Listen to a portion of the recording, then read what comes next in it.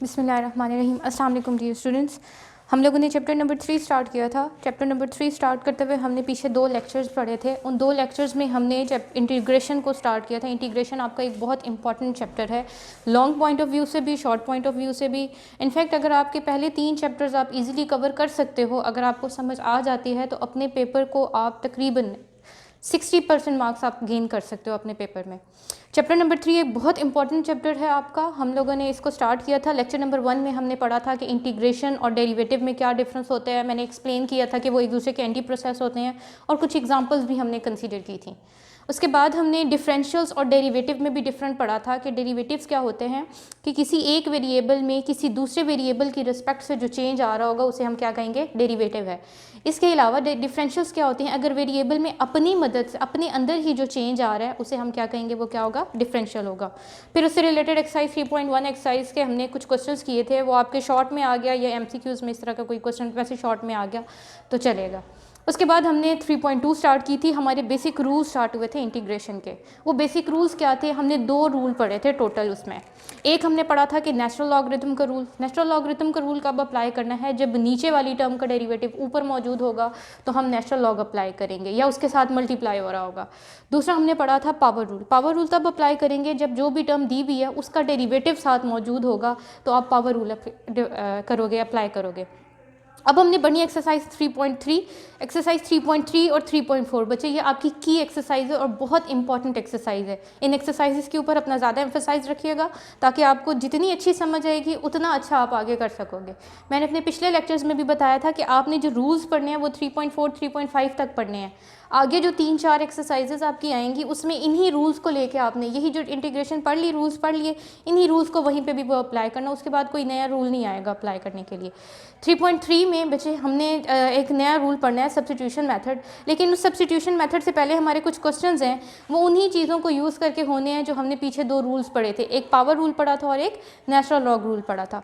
पहले हम वो क्वेश्चंस करते हैं जो हमारे पीछे वाले 2 रूल्स को फॉलो कर रहे हैं, ताकि हमारे अगर किसी भी किस्म की कोई भी कन्फ्यूजन हो उसके ऊपर हम अपनी ग्रिप हासिल कर लें। ठीक है, तो अगर मैं स्टार्ट करूँ अपनी एक्सरसाइज में, और जैसे कि आप सबको पता है कि हमने स्मार्ट सिलेबस को फॉलो करना है, तो स्मार्ट सिलेबस को फॉलो करते हुए हमने स्टार्ट करने हैं क्वेश्चन नंबर 2 से ऑनवर्ड क्वेश्चन नंबर 7 तक क्वेश्चंस पहले करेंगे। क्वेश्चन नंबर 2 जो है वो आपका थोड़ा सा डिफरेंट क्वेश्चन है, इस वजह से मैं उसको आपको करवाऊंगी ज़रूर। लेकिन ये वाले जो पहले क्वेश्चंस हैं ना, क्वेश्चन नंबर 3 to 7 एंड उसके अलावा क्वेश्चन नंबर 15 एंड 16, ये देख लीजिएगा। इन सब के आपके सेम प्रोसीजर्स हैं, इनके ऊपर आपने बेसिक वही रूल्स अप्लाई करने हैं, तो इस वजह से पहले मैं आपको वही क्वेश्चंस करवाने जा रही हूँ। ठीक है, तो स्टार्ट करते हैं अपने क्वेश्चन नंबर 3 से। क्वेश्चन नंबर 3 आपको दिया हुआ है कि x square over 4 plus x square और इंटेग्रल दिया हुआ है डी ऑफ एक्स का। सबसे पहली चीज़ मैंने आपको लास्ट लेक्चर्स में भी बताया है कि ये इंटेग्रल और ये डी एक्स ये तब तक साथ आने हैं जब तक आप इंटीग्रेशन नहीं ले लेते। अगर आप अपने क्वेश्चन में यहाँ पे डी एक्स नहीं लिखोगे तो भी आप गलत कर रहे हो, अगर आप डी एक्स लिख रहे हो साथ इंटेग्रल का साइन नहीं डाल रहे तो भी आप गलत कर रहे हो। ये दोनों चीज़ें तब तक आपकी साथ आनी है क्वेश्चन के जब तक आप इंटीग्रेशन ले नहीं लेते हो। क्लियर हुआ? अब बात आती है इस क्वेश्चन की। इससे रिलेटेड हमने एक्सरसाइज 3.2 में भी क्वेश्चन किया था, हमारा क्वेश्चन नंबर 2 का आई थिंक सेकंड पार्ट था। उसमें भी मैंने कहा था कि अगर नीचे और ऊपर, सबसे पहले हमने 2 रूल्स पढ़े थे, उन 2 रूल्स को हम देख लेते हैं। 4 का डेरिवेटिव 0, एक्स स्क्वायर का डेरिवेटिव 2x, लेकिन ऊपर तो डेरिवेटिव मौजूद ही नहीं है, ऊपर तो एक्स स्क्वायर मौजूद है। अगर सिंपल x मौजूद होता तो हम साथ 2 मल्टीप्लाई भी डिवाइड करके हम अपना डेरिवेटिव बना लेते, फिर हम नेचुरल लॉग रूल अप्लाई करते। लेकिन यहाँ पे नीचे भी एक्स स्क्वायर है, ऊपर भी एक्स स्क्वायर है। तो मैंने आपको पीछे भी बताया था कि जब भी डिनोमिनेटर और न्यूमिनेटर में आपकी सेम पावर बन रही हो, नीचे का डेरिवेटिव ऊपर नहीं बन रही होता, तो आप लोगों ने उसकी वो आपके पास क्या होती है, इम्प्रॉपर पार्शियल फ्रैक्शन होती है। इम्प्रॉपर पार्शियल फ्रैक्शन को हमने सबसे पहले जब सॉल्व करना होता है तो किस में कन्वर्ट करते हैं, प्रॉपर पार्शियल फ्रैक्शन में। अब वो प्रॉपर पार्शियल फ्रैक्शन में जाने के लिए क्या करते हैं, हम डिवीजन करते हैं। जो ऊपर वाली टर्म है उसको अंदर लिखेंगे, जो नीचे वाली टर्म है उसको बाहर लिखा। ऊपर सिंपल एक्स स्क्वायर था, एक्स स्क्वायर को मैंने अंदर डाल दिया और उसके बाद नीचे क्या आ गया मेरे पास, एक्स स्क्वायर प्लस 4, वो बाहर हमने लिख दिया। अब अंदर मैंने एक्स स्क्वायर बनाना है, एक्स स्क्वायर को किस से मल्टीप्लाई करूंगी तो एक्स स्क्वायर आएगा, ऑब्वियसली 1 से। 1 के साथ मल्टीप्लाई करेंगे तो एक्स स्क्वायर प्लस 4 आ जाएगा। अब वो जो एक्स स्क्वायर प्लस 4 आया, साइंस हम इंटरचेंज करते हैं, माइनस प्लस हो तो माइनस हो जाता है, माइनस हो तो प्लस हो जाता है। ये एक्स स्क्वायर से कैंसिल हुआ, पीछे क्या बचा, -4 बचा। अब हमने इसको लिखना है 1 - 4 over 4 plus x square D of x. अब मैंने आपको पिछले लेक्चर में ये भी बताया था कि जब भी 2 फंक्शंस या 3 फंक्शंस इंटेग्रल में ऐड सब्ट्रैक्ट हो रहे होते हैं तो आपने हर एक के साथ सेपरेट इंटेग्रल और उसका डिफरेंशियल अप्लाई करना है। मैंने 1 के साथ भी सेपरेट इंटेग्रल भी अप्लाई किया और उसका डिफरेंशियल भी अप्लाई किया। -4 कांस्टेंट था, कांस्टेंट को बाहर निकाल दिया, 1 ओवर एक्स स्क्वायर प्लस 4 आ गया और साथ डी ऑफ एक्स आ गया। अब इस 4 को मैंने 2 का स्क्वायर बना के लिखा। अब हमने एक चीज़ पढ़ी हुई बचे कि जहाँ पे भी हमारे पास इस तरह की फॉर्म बनती थी, मैंने आपको बताया था कि 1 प्लस एक्स स्क्वायर जहाँ पे भी बनेगा उसको मैंने क्या बना देना है, tan इनवर्स ऑफ x बना देना है। ठीक है, ये हमने पढ़ा था पीछे, 1-2 क्वेश्चंस किए थे। अब यहाँ पे मेरे पास 1 प्लस एक्स स्क्वायर तो नहीं बन रहा, एक्स स्क्वायर के साथ 1 कांस्टेंट टर्म है, 1 का स्क्वायर लेंगे तो भी 1 बनेगा। यहाँ पे 1 की जगह पे क्या आ रहा है, 2 का स्क्वायर आ रहा है, 4 था। ठीक है, तो हम लोगों ने यहाँ पे तो पढ़ा था कि 1 प्लस एक्स स्क्वायर जहाँ पे भी बनेगा उसकी जगह पे हम क्या मेंशन करेंगे, tan इनवर्स ऑफ x। लेकिन यहाँ पे मेरे पास 1 तो नहीं बना, 1 की जगह पे क्या बन गया, 2 का स्क्वायर। तो जब भी 1 के अलावा कोई भी कांस्टेंट हो, कोई भी कांस्टेंट, 3 का स्क्वायर आ जाए, 4 का स्क्वायर आ जाए, 2 का स्क्वायर आ जाए, जो भी वैल्यू हो, आपने उसके ऊपर ये इंटेग्रल का फॉर्मूला अप्लाई करना है। वही tan इनवर्स का, उसमें कांस्टेंट 1 था, इसमें अंदर मैं 1 रिप्लेस करके आपको बताऊंगी। 1 ओवर ए स्क्वायर प्लस एक्स स्क्वायर, ए आपका कोई भी कांस्टेंट हो सकता है, वो 1 हो सकता है, वो 2 हो सकता है, वो 3 हो सकता है, वो कोई भी कांस्टेंट हो सकता है। तो आपने उसका इंटीग्रल कैसे कर देना है, 1 over A tan inverse of x over a। अब मैंने कहा था कि अगर यहाँ पे मेरा 1 लिखा हुआ है तो मैं उसको कैसे लेके चलूँगी। अगर यहाँ पे मेरा 1 होगा, 1 square plus x square, 1 over a की वैल्यू क्या आ रही है, 1 आ रही है, तो 1 ओवर 1 किसके इक्वल हो जाए, 1 ओवर 1 1 नहीं आएगा, tan inverse x over a, x over 1, तो फिर से वही फॉर्म बन गई tan इनवर्स ऑफ x। तो ये आपके पास जनरल फार्मूला है, जब भी एक्स स्क्वायर के साथ प्लस में कोई 1 के अलावा कोई और कांस्टेंट का स्क्वायर होगा, 2 का स्क्वायर, 3 का स्क्वायर, 4 का स्क्वायर, कुछ भी, तो आपने इस जनरल फार्मूले को यूज़ करना है। बनना वही है, वहाँ पे a की जगह पे 1 आ रहा था, यहाँ पे a की जगह पे 2 आ रहा है। ठीक है, वो वाली फार्मूला अप्लाई कर दी। 1 की इंटीग्रेशन लेंगे, x आएगा, उसके बाद ये 4 कांस्टेंट था। अब ये फार्मूला जहाँ पे a था, a की जगह पे क्या आ रहा है, अब मेरा 2 आ रहा है, तो क्या बन जाएगा, 1 over 2 tan inverse of x by 2 और साथ आ जाएगा प्लस कांस्टेंट c। ये वाला x एज इट इज़ 2 से कैंसिल हुआ, तो उसके बाद हमारे पास 1 over 2 tan inverse of x by 2 plus constant c। याद रखना है कि जहाँ पे भी न्यूमरेटर और डिन्यूमरेटर में सेम पावर आ रही हो, आपने हमेशा उसको पहले प्रॉपर इंटीग्रल में, प्रॉपर फ्रैक्शन में कन्वर्ट करना है। प्रॉपर फ्रैक्शन में कन्वर्ट करने के बाद आप उसकी इंटीग्रेशन ले सकते हो, वरना आप इंटीग्रेशन नहीं ले सकते, क्योंकि मैंने उसकी रीज़न आपको दे दी है कि ऊपर और नीचे पावर ही सेम आ रही है, डेरिवेटिव ही नहीं बन रहा। जब डेरिवेटिव नहीं बनेगा तो हमने जो 2 रूल्स पढ़े हैं, हम उन दो रूल्स को अप्लाई नहीं कर सकते। उसके बाद आते हैं क्वेश्चन नंबर 4 की तरफ। क्वेश्चन नंबर 4 आपके पास दिया हुआ है 1 over x log of x और साथ दिया हुआ है डी ऑफ एक्स। अब इस क्वेश्चन को लिखते के 2 तरीके, एक क्वेश्चन उन्होंने दे दिया, अब उसको मैंने इन 2 स्टेप्स में लिख दिया। आप ये वाली फॉर्म भी अप्लाई कर सकते हो, आप ये भी। अब 1 ओवर एक्स नीचे लिखा हुआ है, इस एक्स को मैं यहाँ पे सेपरेट जाके 1 ओवर एक्स मल्टीप्लाई की फॉर्म में लगा सकती हूँ, हमने वो लगा लिया, और साथ डी ऑफ एक्स। आप ये भी कर सकते हो। इसके अलावा हमारे पास अगर ये वाला x नीचे डिवाइड हो रहा है, इसको मैं 1 ओवर एक्स भी तो कर सकती हूँ, ये वापस पीछे जाएगा तो ये x नीचे भी तो आ सकता है, वही क्वेश्चन बनेगा। तो अगर आपकी फॉर्म ये वाली बने या ये वाली बने, इसमें आप लोगों ने बिल्कुल भी कंफ्यूज नहीं होना। ठीक है, दोनों सेम फॉर्म्स हैं। अब इसके ऊपर जब भी नीचे का डेरिवेटिव उसके साथ मल्टीप्लाई हो रहा होगा, नीचे वाली टर्म का डेरिवेटिव, या नीचे वाली टर्म का डेरिवेटिव ऊपर लिखा हुआ होगा, ये दोनों चीज़ें सेम है, इस वजह से मैंने इनको दोनों को लिखा है। ठीक है, नीचे वाली टर्म का डेरिवेटिव अगर उसके साथ मल्टीप्लाई हो रहा होगा, डिन्यूमरेटर में जो भी टर्म है, या डिन्यूमरेटर में जो भी टर्म है उसका डेरिवेटिव ऊपर लिखा हुआ होगा, तो आपने क्या रूल अप्लाई करना है, नेचुरल लॉ का रूल अप्लाई करना है। अब लॉग ऑफ एक्स का डेरिवेटिव ऊपर लिखा हुआ है 1 over x, natural log apply कर दो और प्लस कांस्टेंट c आ जाएगा। ठीक है, मैंने इस वजह से ये दोनों फॉर्म्स लिखी हैं, ताकि क्योंकि अगर इस तरह पेपर में आ गया या इस तरह MCQs में आ गया तो आप लोगों ने कहना है कि इसका डेरिवेटिव आ गया, कोई ना कोई बच्चे पावर रूल भी अप्लाई कर लेते हैं।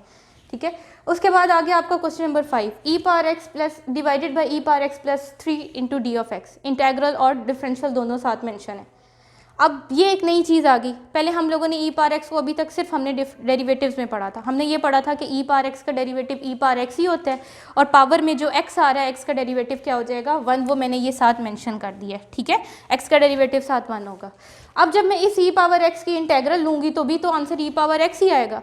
तो इस बात से ये हमें पता चला कि e पावर एक्स का डेरिवेटिव और e पावर एक्स की इंटीग्रेशन दोनों क्या होती हैं, सेम होती हैं। यहाँ से एक एग्जांपल भी मैं आपको लेकर लिख देती हूँ कि अगर हमने डेरिवेटिव जैसे लिया था फॉर एग्जाम्पल अगर मेरे पास क्वेश्चन होता है D by D X of E power 2x, हम कैसे डेरिवेटिव लेते थे, E power 2x as it is, और फिर इस पावर का डेरिवेटिव साथ क्या आ जाता था, 2 आ जाता था, ये हम डेरिवेटिव लेते थे। अब जब मैं इंटेग्रल की बात कर रही हूँ तो इंटेग्रल इसमें देख लेते हैं, उसमें हम पावर का डेरिवेटिव मल्टीप्लाई करते थे, तो यहाँ पे क्या होना चाहिए, क्योंकि डेरिवेटिव और इंटीग्रेशन एक दूसरे के क्या हैं, एंटी प्रोसेस है, तो इस वजह से यहाँ पे उसकी पावर का डेरिवेटिव क्या हो जाएगा, मल्टीप्लाई डिवाइड हो जाएगा, E power 2x D of X आ जाएगा, तो क्या बनेगा, ई पावर 2x की integration as it is E power 2x, और इस पावर का डेरिवेटिव क्या हो जाएगा, नीचे डिवाइड हो जाएगा। ठीक है, तो ये डिफरेंस है। लेकिन यहाँ पे अब x आ रहा है, 1 आप साथ मल्टीप्लाई करो या 1 डिवाइड करो, कोई फ़र्क नहीं पड़ता, ये चीज़ याद रखनी है। अब इस क्वेश्चन के मुताबिक अगर मैं बात करूँ तो e पावर x का डेरिवेटिव क्या होगा, e पावर x होगा, और 3 का डेरिवेटिव, 3 कांस्टेंट है, कांस्टेंट का डेरिवेटिव क्या होता है, 0 होता है। तो इसका मतलब क्या है, नीचे वाली सारी टर्म का डेरिवेटिव ऊपर मौजूद है, तो हमने क्या अप्लाई कर लेना है, नेचुरल लॉग का रूल अप्लाई कर लेना है।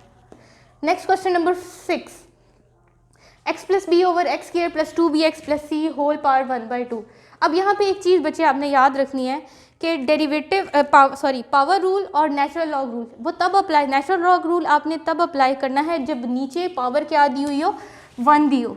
1 के अलावा जब भी कोई पावर नीचे का, अब देखो अगर आप इसका डेरिवेटिव बनाओ तो एक्स स्क्वायर का डेरिवेटिव क्या होना चाहिए, 2x होना चाहिए, 2bx का डेरिवेटिव क्या होना चाहिए, 2b होना चाहिए। x भी मौजूद है, b भी मौजूद है, मिसिंग क्या है, 2। हम 2 मल्टीप्लाई डिवाइड कर सकते हैं ना, मल्टीप्लाई डिवाइड कर तो लिया। अब यहाँ पे बच्चे ये कहते हैं कि देखो मैंने नीचे वाली टर्म का डेरिवेटिव ऊपर बना लिया, तो नेचुरल लॉग रूल अप्लाई करना है। एक चीज़ आपने हमेशा याद रखनी है, नेचुरल लॉग रूल आप तब अप्लाई कर सकते हो कि जब भी आप जिस टर्म का डेरिवेटिव बना रहे हो उसकी होल पावर क्या आए, 1 आए। जैसे मैंने यहाँ पे अप्लाई किया, 1 ओवर लॉग ऑफ एक्स आया, इसका डेरिवेटिव ऊपर बन रहा है, इसकी होल पावर क्या दी हुई है, 1 दी हुई है, तभी मैंने क्या अप्लाई किया, नेचुरल लॉग रूल अप्लाई किया। इस क्वेश्चन में देखो e power x plus constant 3 था, इसका डेरिवेटिव ऊपर बन रहा है, इसके ऊपर नेचुरल लॉग रूल तब अप्लाई किया जब इसके ऊपर क्या आ रही है, पावर क्या आ रही है, 1 आ रही है। नेचुरल लॉग रूल आपने तब अप्लाई करना है जब डी न्यूमिनेटर वाली टर्म का डेरिवेटिव तो बन रहा है, लेकिन आपने जब डी न्यूमिनेटर वाली टर्म की होल पावर क्या आ रही है, 1 आ रही है। अगर मैं इसके मुताबिक देखूं तो मैं 2 से मल्टीप्लाई डिवाइड करके डेरिवेटिव तो बना सकती हूं, लेकिन मैं नेचुरल लॉग रूल अप्लाई नहीं कर सकती। क्यों? क्योंकि इसमें पावर क्या आ रही है, 1/2 आ रही है। तो जब भी पावर 1 के अलावा कोई भी बनेगी आप डेरिवेटिव बना सकते हो नीचे वाली टर्म का ऊपर, तो फिर वो आपके पास क्या हो जाएगा, पावर क्या हो जाएगी, ऊपर जाके माइनस हो जाएगी, ये ऊपर जाके माइनस हो जाएगी, -1/2 हो जाएगा। ये भी यहाँ पे सॉरी मिस्टेक हुई, माइनस नहीं लिखा, -1/2 बना मैंने 2 के साथ। अब इसका डेरिवेटिव आगे बनाना है, 2 को मैंने मल्टीप्लाई भी किया और 2 को मैंने डिवाइड भी किया, डेरिवेटिव साथ बना, तो ये क्या आ गया, -1/2 प्लस 1/2, सॉरी -1/2 प्लस 1, और ये भी आपके पास क्या बच जाएगा, 1/2, यहाँ पे भी आ जाएगा 1/2, ये वाली फॉर्म। अब इस सारी टर्म का डेरिवेटिव साथ मौजूद है, तो हमने क्या अप्लाई कर लेना है, पावर रूल अप्लाई करना है। पावर रूल क्या कहते हैं, पावर में एक टर्म ऐड कर दो और जो टोटल पावर बनेगी उसी के साथ डिवाइड कर दो। -1/2 प्लस 1 करेंगे तो आंसर में क्या आएगा, 1/2, 1/2 आया, ये वाला 2 नीचे डिवाइड हो रहा है, ऊपर आके क्या हो जाएगा, मल्टीप्लाई हो जाएगा, और ये total power 1/2 plus constant C1। अब हमने कहा था कि जहाँ पे इंटेग्रल ख़त्म होगी वहाँ पे हम कांस्टेंट c लगाएंगे। यहाँ पे मैंने C1 इसलिए लगाया है क्योंकि ऑलरेडी क्वेश्चन में मेरा C अल्फ़ाबेट यूज़ हो चुका है। ठीक है, जब आपका कांस्टेंट ऑलरेडी जो आप कांस्टेंट c लगा रहे हो वो आपका एक बार पहले यूज़ हो चुका है, आपने फिर दोबारा इंटीग्रेशन के बाद कांस्टेंट C1 लगाना है, तो आपने क्या करना है, उस कांस्टेंट को C1 का नाम दे लो या उसको बोल्ड फॉर्म में कैपिटल C इस तरह करके थोड़ा सा बोल्ड कर दो। ठीक है, तो उससे कोई फ़र्क नहीं पड़ेगा, जबकि पहले भी सी यूज़ हो गया आप फिर वही सी लिखो तो इसमें थोड़ा सा आपको खुद को कन्फ्यूजन हो जाएगी। ठीक है, उसके बाद आते हैं अपना क्वेश्चन नंबर 15 और 16 की तरफ। ये दोनों सेम क्वेश्चंस हैं, दोनों में थोड़ा सा डिफरेंस आ गया, एक में पावर रूल लग जाना है, एक में लॉग रूल लग जाना है, natural log rule. Question number 15 की बात करते हैं, तो आपको दिया हुआ है cos of x over sine of x और साथ दिया हुआ है natural log of sine of x और साथ आ गया डी ऑफ एक्स। अब मैंने इसको पहले स्टेप में क्या कर दिया, 1 over log of sine x separate लिख दिया और cos x over sine x separate लिख दिया। अगर मैं लॉग ऑफ साइन एक्स का डेरिवेटिव बनाऊं तो लॉग का डेरिवेटिव क्या होता है, 1 ओवर जो फंक्शन दिया हुआ है लॉग के साथ 1 ओवर साइन आ जाएगा, और उसके बाद हम क्या करते थे, उसका साथ मौजूद होना चाहिए डेरिवेटिव। फॉर एग्जांपल मैंने कहा था कि अगर मेरे पास लॉग ऑफ एक्स आ रहा है उसका मैं डेरिवेटिव ले रही हूँ, तो मेरे पास क्या आएगा, 1 ओवर एक्स आएगा और इस एक्स का डेरिवेटिव साथ मल्टीप्लाई होगा, वो क्या होगा, 1 होना चाहिए। ठीक है, जब यहाँ पे मैं बात करती हूँ मेरे पास x की जगह पे क्या आ रहा है, साइन आ रहा है, तो इसका log का डेरिवेटिव 1/sin हो जाएगा और फिर उस साइन का डेरिवेटिव क्या है, cos है। तो इस नीचे वाली सारी टर्म का डेरिवेटिव सामने मौजूद है, मल्टीप्लाई हो रहा है, और इसकी होल की पावर क्या आ रही है मेरी, 1 आ रही है ना। साइन स्केयर तो नहीं दिया हुआ, natural log of sine whole का स्केयर या होल का क्यूब या इस तरह तो नहीं दिया हुआ, तो इसके ऊपर क्या मतलब है, इसकी होल की पावर 1 आ रही है, नीचे वाली सारी टर्म का डेरिवेटिव साथ मल्टीप्लाई हो रहा है, तो हमने कौन सा रूल अप्लाई कर देना है, नेचुरल लॉग रूल अप्लाई कर देना है। वो नेचुरल लॉग रूल अप्लाई कर दिया और साथ क्या आ जाएगा, प्लस कॉन्स्टेंट सी। अब यही क्वेश्चन उन्होंने थोड़ा सा चेंज कर दिया, पहले नेचुरल लॉग ऑफ साइन नीचे दिया हुआ था, क्वेश्चन नंबर 16 में उन्होंने नेचुरल लॉग ऑफ साइन ऊपर दे दिया, और उसमें कोई नहीं, साइन ओवर कॉज वहाँ पे भी था, सॉरी कॉज ओवर साइन वहाँ पे भी था, यहाँ पे भी कॉज ओवर साइन बना। अब ये बेसिकली दोनों क्वेश्चंस करने का मकसद है आपको डिफरेंस बताना कि नेचुरल लॉग कब अप्लाई करना है और पावर रूल कब अप्लाई करना है। अब मैंने इसमें भी क्या किया, natural log of sign separate लिखा, 1/sin इंटू कॉज सेपरेट कर दिया। यहाँ पे जब देखेंगे log ऑफ साइन का डेरिवेटिव फिर से वही बात, 1/sin है, और साइन के साथ साइन का डेरिवेटिव क्या आता है, cos आता है। इस सारी टर्म का डेरिवेटिव ऊपर मौजूद है। अब इसके ऊपर मैं नेचुरल लॉग रूल क्यों नहीं अप्लाई कर सकती, क्योंकि नेचुरल लॉग रूल अप्लाई करने के लिए मेरे पास जिसका मैं डेरिवेटिव बना रही हूँ वो टर्म डी न्यूमिरेटर में होनी चाहिए, लेकिन यहाँ पे नेचुरल लॉग क्या है, डी न्यूमिरेटर में तो है ही नहीं, जिसका कोई डी न्यूमिरेटर नहीं होता हम उसके नीचे क्या लिख देते हैं, 1 लिख देते हैं। इस सारी टर्म का डेरिवेटिव अब इसके साथ मल्टीप्लाई हो रहा है, तो इसमें हमने कौन सा रूल अप्लाई कर देना है, पावर रूल अप्लाई कर देना है। पावर रूल जो पावर बनेगी टोटल पावर से डिवाइड कर देंगे और साथ आ जाएगा प्लस कांस्टेंट सी, ठीक है। इसके बाद अभी हम क्वेश्चन नंबर 2 और बाकी एक्सरसाइज 3.3 को देखते हैं। अभी तक हम लोगों ने पीछे जो क्वेश्चन किए उसके बाद मैंने आपको कहा था कि क्वेश्चन नंबर 2 में आपको लास्ट में कराऊंगी इस लेक्चर के, तो क्वेश्चन नंबर 2 में थोड़ा सा डिफरेंट आ जाता था, क्योंकि अगर मैं इस क्वेश्चन नंबर 2 को देखूं तो मेरे पास नीचे टर्म बन रही है x² + 4x + 13 और साथ क्या आ रहा है, d ऑफ x आ रहा है। अब मैंने पढ़े तो अभी तक 2 ही रूल्स हैं, अभी तक हम उन्हीं 2 रूल्स को लेके चल रहे हैं कि जहाँ पे हमारे वो 2 रूल लगे हमारा काम आसान हो जाना है, नहीं लगे तो हमें कोई ना कोई और प्रोसीजर या कोई ना कोई और फार्मूला अप्लाई करना पड़ेगा।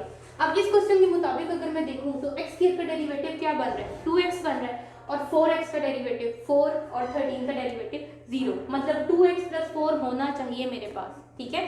जहाँ पे अब मेरे पास ऊपर देखें तो सिर्फ dx दिया हुआ है, dx को आप 1 की फॉर्म में भी लिख सकते हो, 1 और साथ d ऑफ x सेपरेट कर दो, तो इसका मतलब है ऊपर मेरे पास ना 2x मौजूद है ना ही 4 मौजूद है। मैंने अभी तक आपको ये बताया था आपके कंसेप्ट के लिए कि आप हमेशा सिर्फ कांस्टेंट को मल्टीप्लाई और डिवाइड कर सकते हो, ठीक है, क्योंकि इसके अलावा जो एक्स्ट्रा टर्म आप बनेंगे अगर आप वेरिएबल को मल्टीप्लाई डिवाइड करते हो, अगर वो आपके फॉर्मूला में यूज हो जाए आगे इंटीग्रेशन में तो वेल एंड गुड, लेकिन नहीं हो रहा वेरिएबल अगर कोई, अगर आप मल्टीप्लाई डिवाइड कर रहे हो, नीचे अगर आप फॉर एग्जांपल x को मल्टीप्लाई डिवाइड कर देते हो, x को करोगे तो ऊपर तो x आ जाएगा, नीचे वाली सारी टर्म भी बनेगा, लेकिन उसके साथ एक साथ x भी तो आएगा, इस x को फिर काम करेंगे, ठीक है।